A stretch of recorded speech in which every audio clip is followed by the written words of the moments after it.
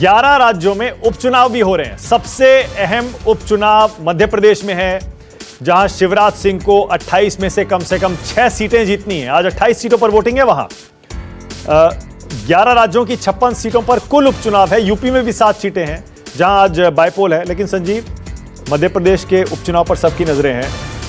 क्या संजीव 28 में से 6 सीटें बहुत ज्यादा मुश्किल लगता नहीं है, ये देखते हुए कि ज्योतिरादित्य सिंधिया ने अपनी पूरी ताकत लगा दी है वहां पर, और शिवराज सिंह के साथ बहुत ज्यादा एंटी इनकम्बेंसी होनी नहीं चाहिए, क्योंकि अभी कुछ समय पहले ही मुख्यमंत्री बने। क्या देखते हैं आप, 28 सीटों का गणित कैसा है? 28 में से 22 सीटें तो वो हैं जो मानक ज्योतिरादित्य सिंधिया के साथ पार्टी तोड़ करके लोग निकले थे। ग्वालियर संभाग जो है, ग्वालियर चंबल संभाग, इसके इलाके की है और ये सिंधिया के प्रभाव वाला क्षेत्र है। और यहाँ से मान लीजिए नरोत्तम मिश्रा भी हैं, नरेंद्र सिंह तोमर भी हैं, जो कि इस इलाके में अपना दबदबा रखते हैं।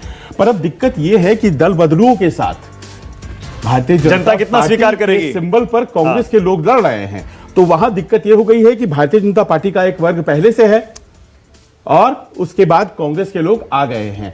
तो कांग्रेस के प्रति एक कांग्रेस के समर्थकों में नाराजगी भी है उस व्यक्ति के प्रति जिसको टिकट दिया है बीजेपी ने, और इसी कारण से बहुत जोर लगाया गया है शिवराज सिंह चौहान के द्वारा और इनके द्वारा। तो देखना बड़ा दिलचस्प होगा। आपको याद होगा, अभी ज्योतिरादित्य सिंधिया का एक वीडियो आ रहा था जिसमें नारे लगाते लगाते वो ये कह गए कि हाथ के पंजे पर बहुत से लोगों ने लगातार इसीलिए मैं कह रहा हूं, लोगों को ये स्वीकार करने में कि वही उम्मीदवार वापस आए हैं वोट मांगने के लिए। इस बार हाथ पर नहीं, इस बार कमल पर वोट मांग रहे हैं। यही चुनौती है। छाती ठोक के वो कह रहे हैं ये कांग्रेस बीजेपी का चुनाव नहीं है, ये सिंधिया खानदान का सवाल है, ये महाराज का चुनाव है।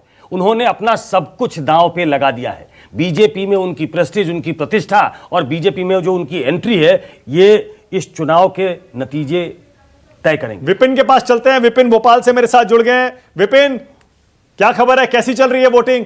और मेरे साथ मानस श्रीवास्तव भी जुड़ गए हैं। पहले विपिन आपके पास। विपिन, देखिए, वोटिंग शुरू हो चुकी है, और लेकिन सबसे बड़ी बात है कि मध्य प्रदेश के 63 जो लाख है मतदाता आज मध्य प्रदेश के जो 355 कैंडिडेट हैं उनकी किस्मत का फैसला करेंगे।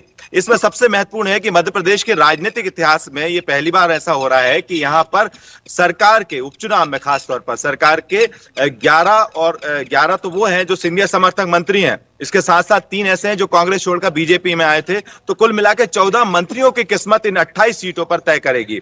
साथ में जो हम बार बार जिक्र इस बात का कर रहे हैं कि शिवराज सिंह चौहान हो, ज्योतिरादित्य सिंधिया के साथ साथ कमलनाथ, ये बड़े नेताओं की किस्मत भी यहाँ पर, राजनीतिक भविष्य यहाँ पर तय हो जाएगा। क्योंकि अगला जो समय है, क्योंकि 3 साल का अगले इसके बाद कार्यकाल रहेगा, इसके बाद जो बड़े नेता हैं चाहे कमलनाथ हो, उनको ये है कि ये चुनाव बहुत अहम हो जाता है, इसको जीतना।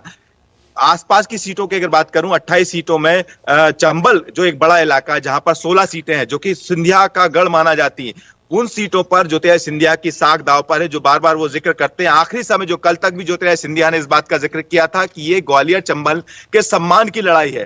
तो इस बात को समझा जा सकता है कि मध्य प्रदेश के चुनाव इतने अहम हो चुके हैं, क्योंकि ये कहा भी ये जा सकता है कि 28 सीटें बड़ा उपचुनाव माना जा रहा है। विपिन, मुझे ये बताइए कि 28 सीटों पे चुनाव है, ये नोटिफाई जब हुआ उसके बाद कितने विधायकों ने इस्तीफा दे दिया? और देखिए, 28 सीटों के उपचुनाव के बाद एक जो है दमोह से विधायक है राहुल डांगी, उनके इस्तीफा दिया था, लेकिन उनको अभी नोटिफाई नहीं किया गया है। उसके उपचुनाव की घोषणा बाद में की जाएगी। इसीलिए जो विधानसभा का बहुमत होना चाहिए, बहुमत का जो आंकड़ा होता है 230, विधानसभा में 116 है, लेकिन अब चूंकि एक विधायक के जाने के बाद कांग्रेस से बीजेपी पे बहुमत का आंकड़ा 115 बच चुका है। तो 115 का बहुमत पार करने के लिए मौजूदा स्थिति में बीजेपी के पास 107 है, और उनको 107 के साथ साथ उनको 8 सीटें कम से कम चाहिए इस बहुमत को छूने के लिए। लेकिन कांग्रेस की स्थिति बेहद गंभीर है, क्योंकि 87 जो विधायकों के साथ साथ कांग्रेस को कम से कम 24 सीटें ऐसी हैं जिनको उनको चाहिए पड़ेगा, क्योंकि 28 सीटों पर बड़ा कंपटीशन है, तगड़ा कंपटीशन है। लेकिन कांग्रेस इस बात को मान चुकी है।